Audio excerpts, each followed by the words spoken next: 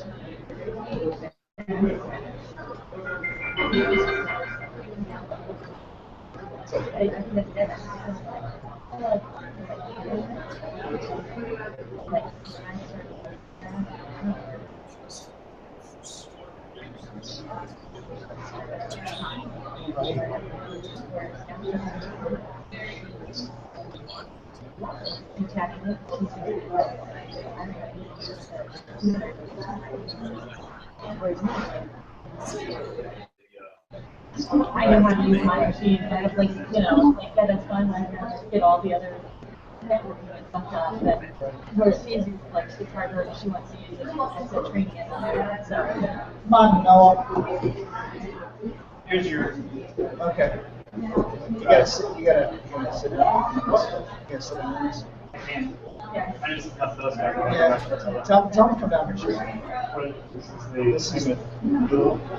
No, it's with the first book. It's a bad guy in the university. Yeah. What'd you say? Oh. Sorry.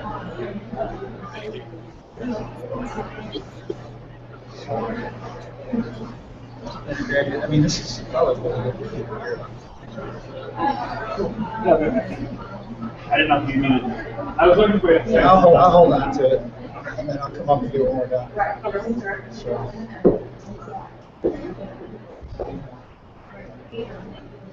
Justin, can you hear us?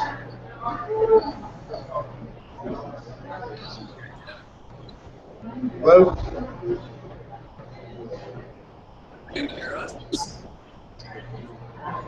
Yeah, I can hear you. We're still trying to round people up. Obviously they're doing some making, and people are pretty excited about their stuff. So we're trying to round them up and get them down here for the meeting. So I apologize.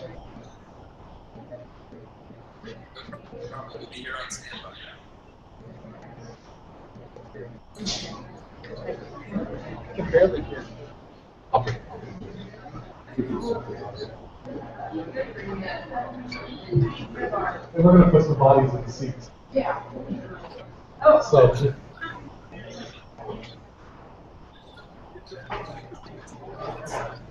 hey, would you guys want to talk on the other end? Give it so we can do an audio level. Make sure you guys are nice and loud over here.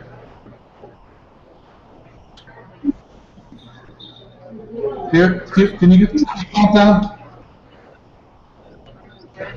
Countdown? I'll find your microphone's pretty far away.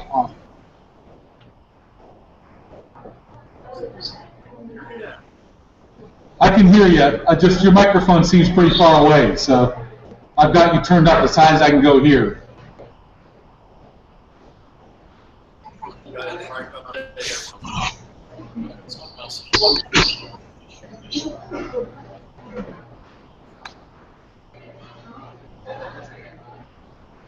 So.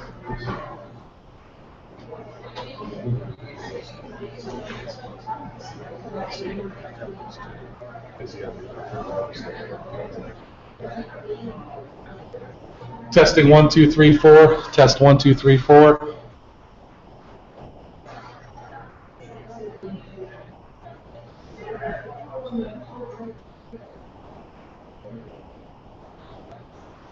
Test, test, test.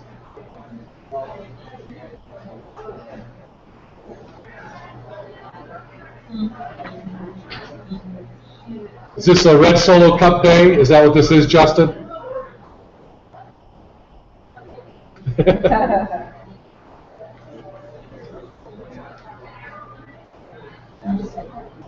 Well, we've got a couple folks here. If you guys want to, I don't want to take any more of your time than I already have today. I really appreciate your last minute. We've got some folks in the audience. Some folks are going to start meandering downstairs, possibly during your presentation. And it's going to kind of be an open discussion. We've got some folks here that probably have some questions for you. But I think the biggest thing is that we're here at Case Western Reserve University. And we're here at a 3-day maker camp. Can you folks hear me? Give me a thumbs up. Can you hear me? Okay, great. Thank you. I feel like I'm talking to the International Space Station a little bit because it's like there's that little bit of lag and I'm not sure whether you're hearing me. There you go. So we're here at Case Western Reserve University. We're doing a project called Camp MakeIT. We've been here. We're on our second day of 3 days. We've got about 25 teachers here from all over Ohio. And a lot of the teachers some teachers are currently into the maker movement. Some teachers came to the camp to learn about the maker movement. And just love to hear some of your insight on how you've been integrated with Louisville and kind of your direction as far as the maker world.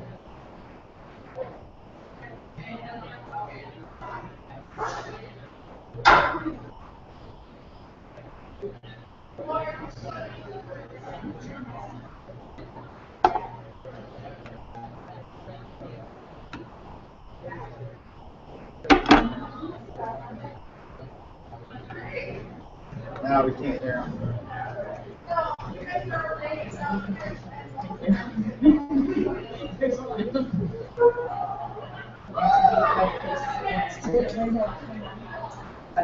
Check, check, check, check. We had you. We had your audio. We still don't have your audio now. Yeah, we're not hearing, I'm not hearing anything you're saying. We've got audio even here, and we had you, and then your audio went away. Yeah, I'll announce upstairs. Oh, here? Oh, that was somebody else. First bill, it's the We still don't have you, Justin. first bill. No audio. Makerspace, We still see you, but no audio. and they're partnered with GE. Okay.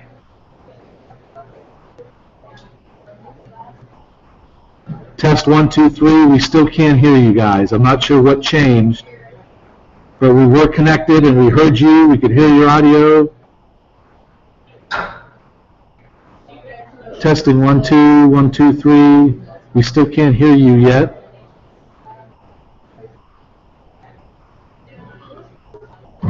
Still can't hear you. I see your lips moving, Justin, but I'm not hearing yet.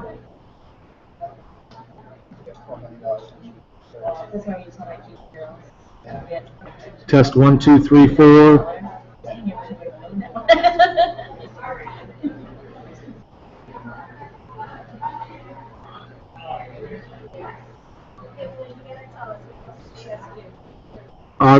The problem, Justin, is that link, I'm archiving this presentation for folks that couldn't make it down to see you. Might I make a suggestion that you disconnect and reconnect to that link? And let's see if sometimes that corrects those issues. So if you hang up from this call and go back to that link, and let's see if we can get your audio back.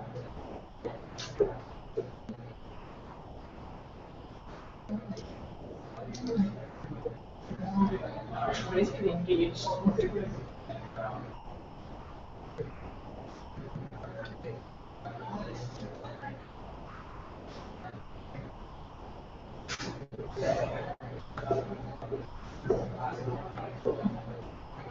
Well, there's no at least. So there's no. We need like 20 more people sitting down here. Yeah. I think Test 1, 2, 3. Thank you. We can hear you now. We have some audio. I don't know. No, you're good. I think she did. It'll be like this. So stay perfectly still, and then put your one arm above your head, and that'll help it come in a little better. How's that? That's a trick. There you go. All right, we've got you on a Bluetooth speaker and a laptop. So to hear everything we're talking about. So you heard a little bit about us, right, Justin, what we're doing here, and we're doing a maker camp. We've got about 25 educators, all those good things, and I know some folks from eHobie made that connection to your office and your facility, and they're sitting in the front row, front and center for you there. So, this is kind of talk to us a little bit about how you're integrating in the maker role. Yeah, definitely. Would you like? Is everybody familiar with First Build, or would it be good if we kind of get a little overview of what First Build is and then talk about the space? I think that's great. That would be wonderful. Okay. I'll start off and give a little bit of an overview of First Build, and then maybe Sam can tell you a little bit more about the space. And we've got a few other folks with us. Randy, who helped set up the shop. Mary Beckman's on our community team and helping a couple elementary schools actually with setting up a maker space now. Or high school, sorry, and then Wayne Davis leads our commercial and marketing team. So you got a good cross section of the First Build team here. Sam heads our design team, and I work with our community team as well on how we do open innovation. First Build's a wholly owned subsidiary of GE Appliances. What we were really looking for is a way to embrace the startup culture, the way of kind of the maker culture that we're seeing in shops and people building. One of the guiding principles of the space is a prototype is worth 1,000 meetings. So rather than talking about things that we could be doing, we want to actually be building prototypes and make it happen. We do that through open innovation on the design side, low scale manufacturing or low volume manufacturing on the build side. And then when we go to market, we try using new ways of going to market and actually selling product in low volumes to validate the R&D that we do. So in that way, we're able to hopefully design creative new ideas, scale up and build in small quantities. And when we find successes, take those to GE at a lower cost than what would traditionally be spent in R&D or scaling up a product. Sam, do you want to talk a little bit about the facility? Sure. I think what Justin was, the key is in terms of being a maker space and what we're trying to do, we've opened this up to the community and the community of makers. And yet we're part of an endeavor to try to also create 12 new products a year. And, through this open collaboration, we help bring in more ideas and more hands and bodies to get that done. So it's a unique way to have a maker space. We're not a for-profit model in terms of selling our equipment or time, but we definitely want to make products and change the game in terms of the products that we can deliver and change the way that and I guess something that's we're trying to do is shorten the gap to ultimately the customer and with the broadest network of people possible. So our space is really you want to talk about the space, Randy, since you built it out? So we sit inside of about 35,000 square feet. We're open. So first of all, we're open to the public from 9 a.m. to 9 p.m. We're actually here. There's someone here. Engineers and staff are here from 7 to 5 for the most part. A lot of people hang out past that time, but then we bring University of Louisville students over to help us manage the facility until 9 o'clock at night. So on Saturdays, we're open 9 to 5. Now, as Sam said, we're not a for-profit.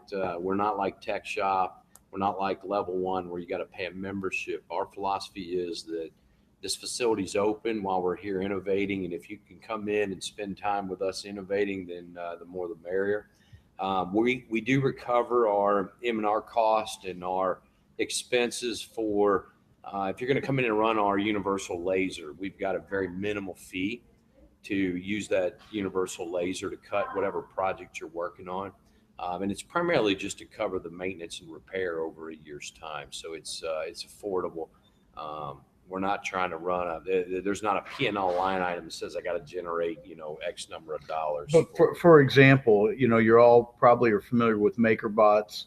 We'll charge $2 a print for a MakerBot use, flat fee, so that's very low. Yep. And then if they use our material, we sell material basically at our carrying cost, so we're not trying to make money on the material. Now in the back, so you got to understand, we are our front end. So we're in three primarily. The physical facility is chopped into three sections, which you can see from one end to the other. They just have some physical barriers to protect people from going from one area to the other. And when I say one area to the other, we have a very, very high level shop in the back that has some very expensive equipment in it. And individuals from the community actually can gain access to those areas based on their skills qualifications. So things back there are CNC equipment, water jet, very, very high powered laser cutting equipment.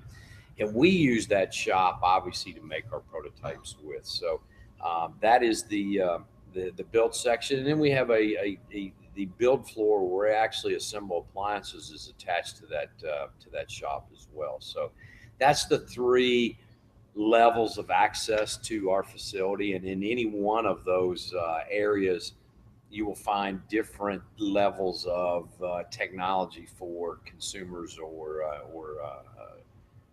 community members to use. So does that kind of lay out the landscape and the architect of how we are? Okay.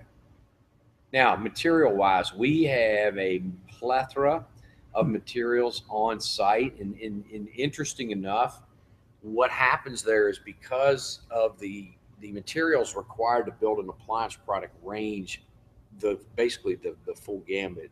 Plus, we model out of all types of materials, so we keep that material here and we keep it loaded into an online. We have a local, actually, we have an online point of purchase system managed by Shopify, and we load all of our materials into that Shopify. And as a maker, if you come in, matter of fact, there's a couple makers out there right now, and if you come in, you say, I need a piece of 12 by 12 stainless steel, and I've got it back there in the back, we've got everything priced out by the square foot. We assure you up a piece 12 by 12, and you walk up to the register, slide your credit card, and we sell it to you. So we don't specifically look at market trends and try to decide what materials we ought to stock. It's one of those that if we got it, we'll be happy to sell it to you. If we don't have it, then we encourage you to bring it, obviously bring it yourself. So. Is that what you're looking for, Jeff? Yeah, I had to unmute my mic there because I was worried about you'd get feedback from us. That's great. It gives us an idea of what all you're doing. I've got some folks here in the audience, but talk a little bit about I know you touched on a little bit in regards to your connection in the K-12 environment. Can we talk a little bit more, a little more detail about that, or? You want to jump in on that, Harry?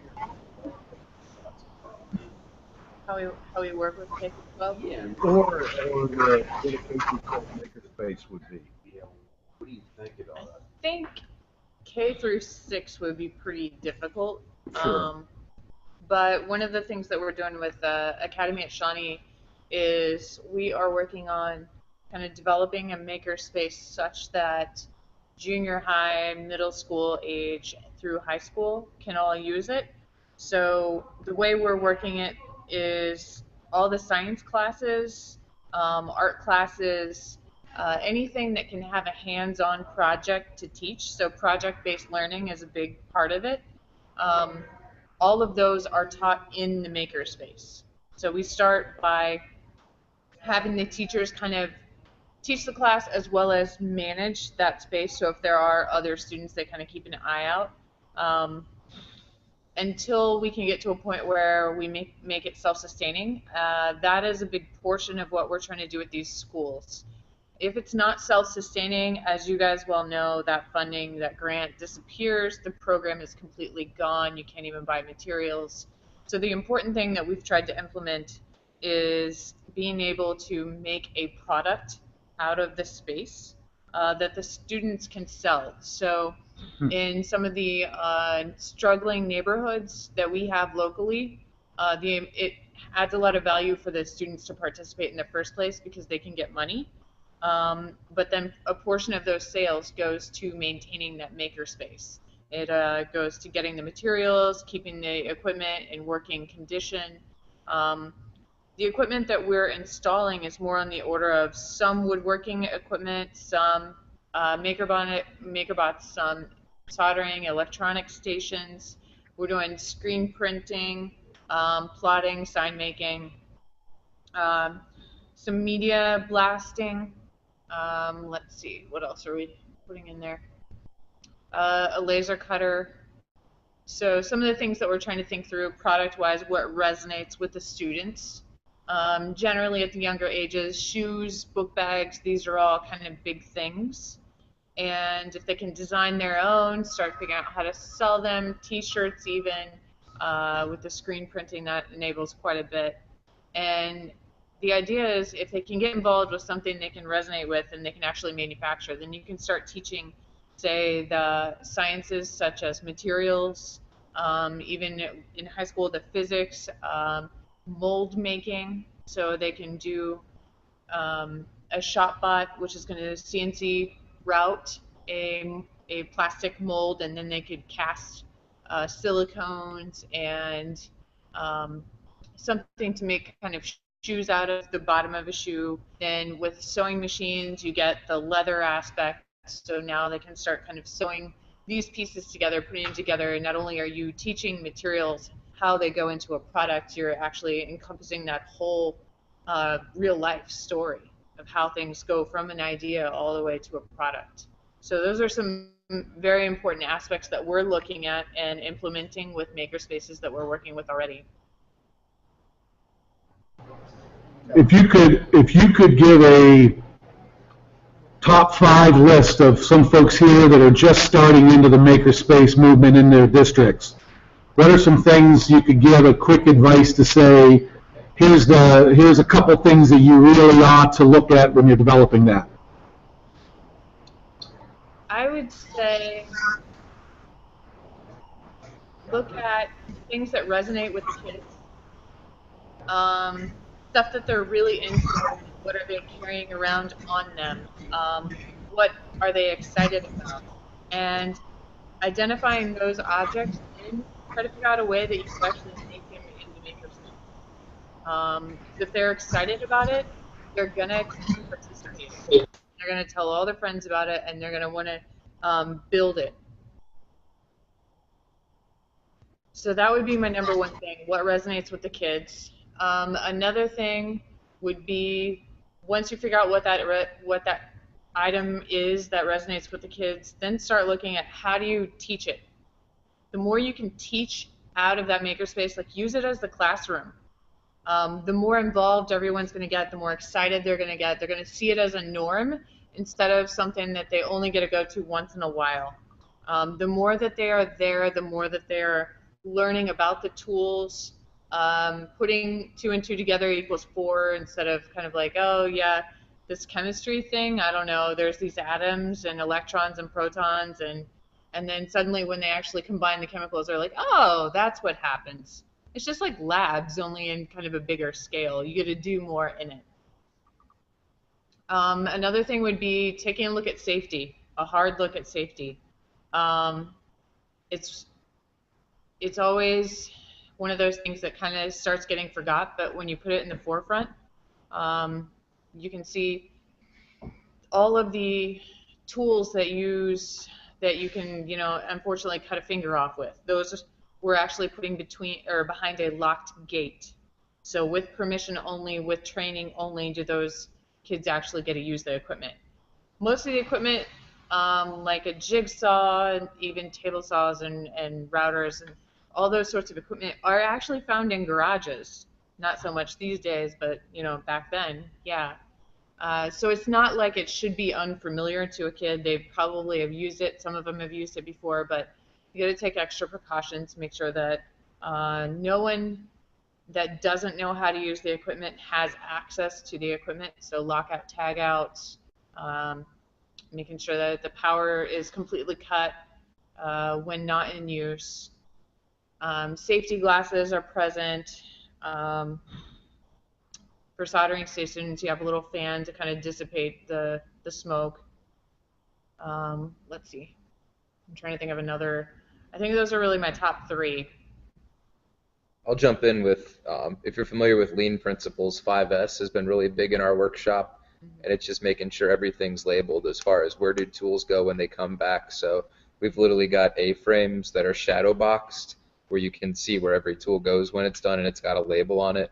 But then rather than us or rather than you being the one who's going to clean that lab up every night before it closes, it says right where everything goes. So everybody's able to make themselves at home. They can find what they need, but more importantly, they can take care of it, clean it up.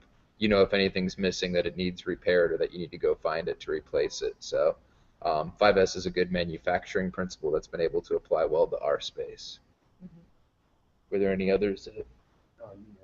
No, not, I think key for at least the middle school age is going to be some level of parental or involvement. It's not required or expected on all kids, but, engaged parents tend to help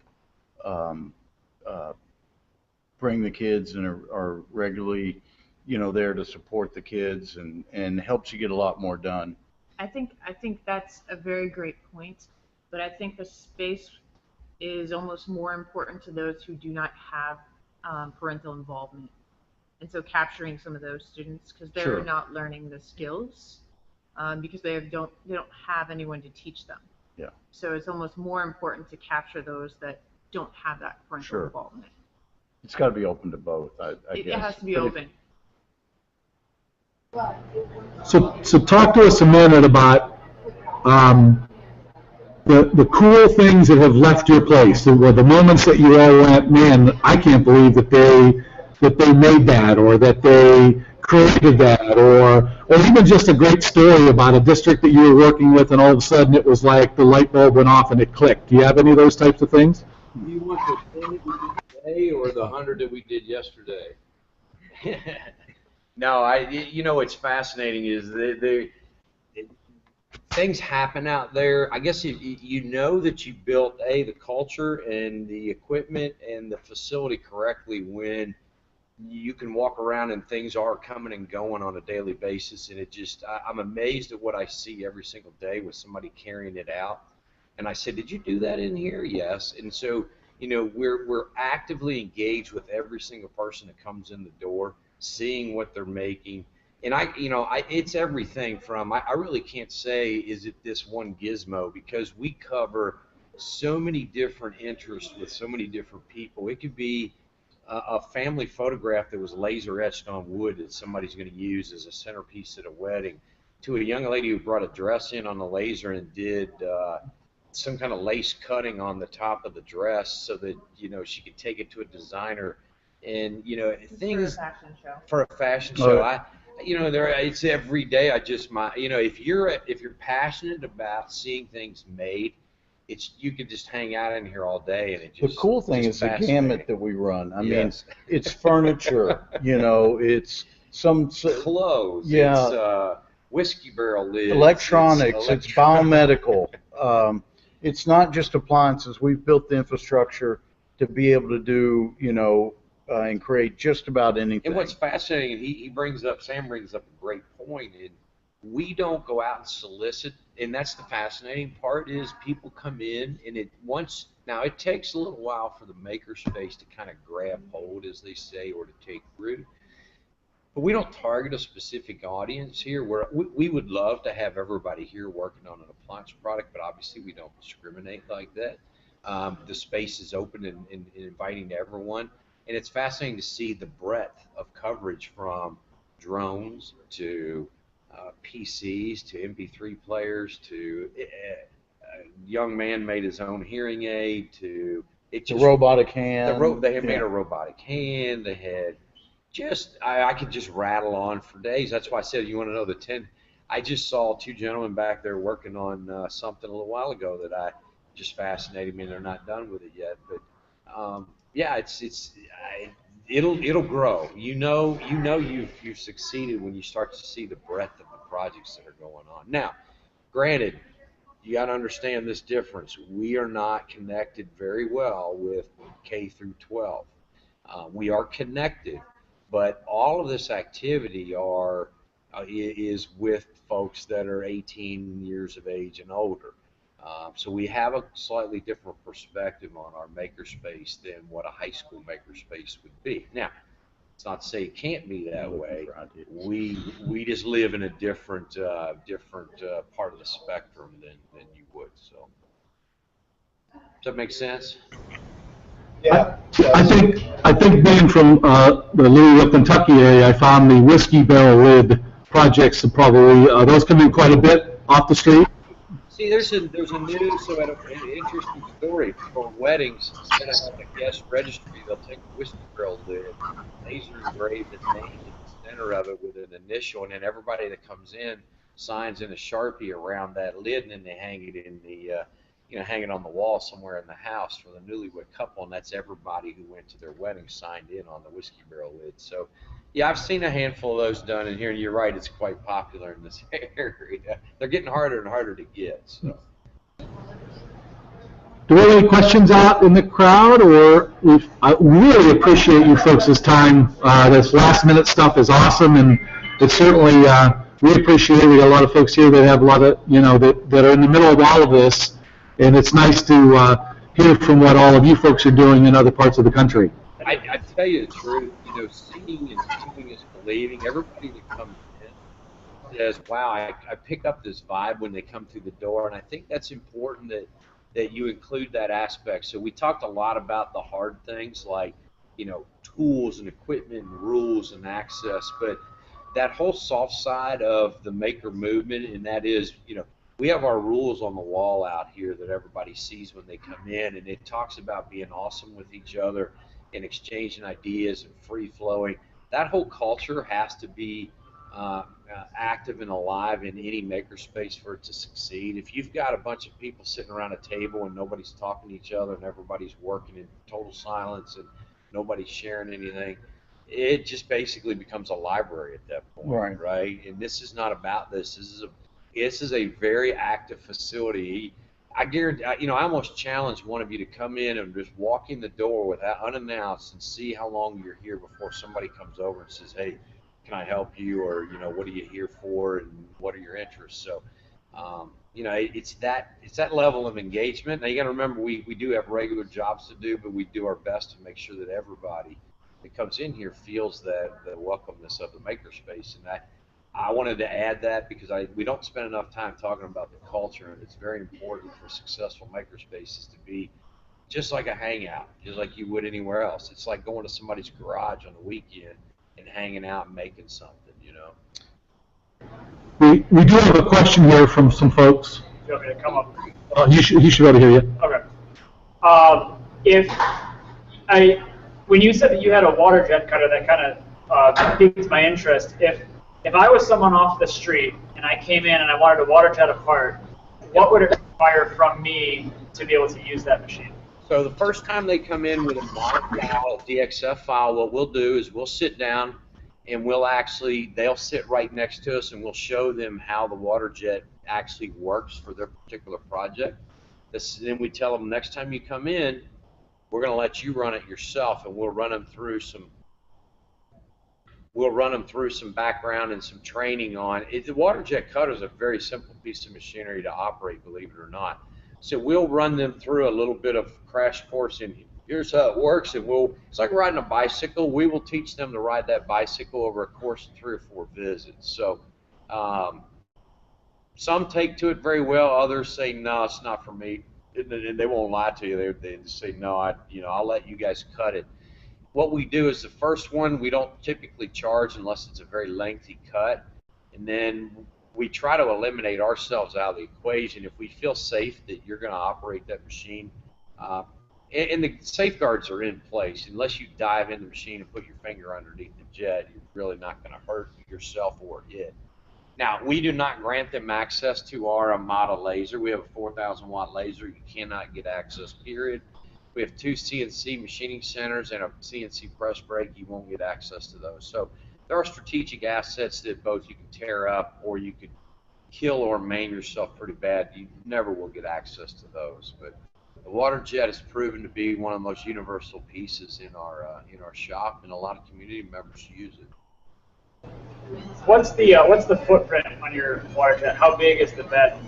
5 by 10. Okay. Now, what's the thickness capacity? 12 inches concrete, 8 inches steel. It is 50,000 inside the constant. All right. Are you thinking about coming down and cutting? Yeah. All right, bring it. Believe it or not, we cut a rock on there about 6 months ago. A guy wanted to put his flagpole through the middle of this rock. We chucked it up there and cut a big giant hole in it, and it went through it just fine. So, yeah, it's like I said, it's the most universal tool we got, and bring it down, and we'll do our best to help you out. Any other questions from the group? One thing.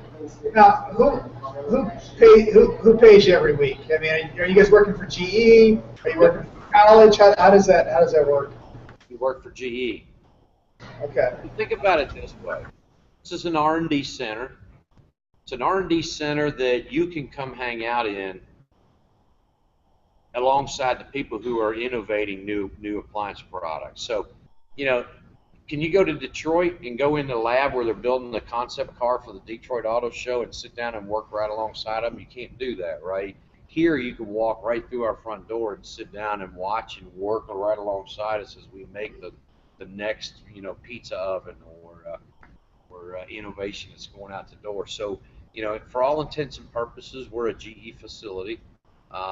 Obviously it runs under a different name for a lot of different reasons, but we're a fully vetted operation at GE. Okay. Here's my next question, and it's okay if you say no. Noah and I'm in the red, Noah's in the green. We've had a Fab Lab for the past 5 years, and have run a lot of different students through our Fab Lab. And as you were saying, you've noticed a lot of innovation with the people that walk in and out of your doors. And so with this huge maker movement, and really people from all over Ohio are at this meeting today, or the next couple days, would GE be interested in hosting or doing some type of innovation project that a pilot group of schools could get involved with, that we could help spur kids to be innovative or look to those types of things? So, interesting question, because here's where we're at with and we've made it obviously clear that we're working with some local schools to try to get maker spaces off the ground and see how to grow that. Obviously, in our mind, trying to learn, we don't know yet how a high school maker space is supposed to operate. It'd be foolish for us to tell you that we knew exactly how to start up and run a high school makerspace or even a middle school makerspace, because we have no idea how to do that. We're learning right now as we go, and we're learning that our model doesn't fit 100% drop in with a high school or a middle school. It obviously needs to be tweaked. But I tell you what we are doing in our outreach, Skills USA, and I don't know whether you're familiar with Skills USA, but the national event is here in Louisville coming up in 3 weeks. That's a high school and high school level a competition for everybody who's in skilled trades, which it can be anything from hairdressing to bricklaying, masonry, welding. Anyway, their championships are here. And we're going to set a makerspace up that's 100 by 100 square feet at the Nationals for their event, and just, again, try to figure out what does that high school maker movement need to look like. So that's where, as opposed to, what you had proposed, we're kind of on a path of still trying to figure out what does that thing look like, Because we'd be happy to join in on something, but I don't know that we would bring a lot of value to that, because we don't know the answer. So I probably didn't do a good job explaining that. So we're pretty vetted in the maker movement. Noah and I are, and there are quite a few other high schools around us that are vetted in it. I'm just saying, as the maker movement goes on, I think what is kind of neat is that, if there's challenges out there, the kids could do things, because a lot of times they think of stuff that we don't ever think of, that may be innovative, could we partner with somebody like you to have challenges or different things? Maybe you could pose a challenge to a group of high schools to do something like that. Yeah, and we do a lot with that. Actually, you guys can all go to firstbuild.com and you can see all the activity. We basically publicly publish what we're working on as far as projects. And when we do come up with a specific challenge, we'll actually host that online. And we'll put out basically a cash bounty around helping solve that problem that we're struggling with. There is a caveat to that of we are part of GE and we have to report to GE lawyers. And to give anyone under 18 to even let them participate in that challenge, they need permission from their parents. So their parents need to sign off on their account and their entry to even be eligible. So there are some legal challenges that we need to overcome or processes that we need to follow as part of that. But that's one restriction that we have in working with the students, is that they need a legal guardian to sign off on anything that they do submit, or we're not able to utilize that information or that entry that they've done. No, that's perfect. Thank you. No problem. Anything else, folks? No, thank you for your time. Hey, we really appreciate the time, this last minute stuff. I'm sure you have your really day jobs here, and then you get emails from us saying, hey, we want to talk today. So we really appreciate the time you invested today. We've got folks here who have invested a lot of time the last 48 hours, I feel like 48 hours. So once again, we appreciate it, and we hope to talk with you again real soon. Glad to do it. And something that you can do, just learn, if you haven't been to our facility, go to our website and you'll gain some more in-depth knowledge of how our community is structured and how our ideas come together. And you can take a little virtual tour of our facility if you haven't done so already. I'm going to add that to the resources that the folks have, the folks that couldn't make this presentation. And yeah, certainly. And then I got your, Justin, I got your link, and I'm going to add that to the resources also. Perfect. And we're glad to hear other folks are helping keep the maker movement alive, and appreciate you guys driving that into schools so that kids get their hands on and learn in person by actually building themselves. So appreciate all the hard work you guys are doing. Well, we appreciate your time today, and thank you so much. Okay. Thank Bye-bye. you.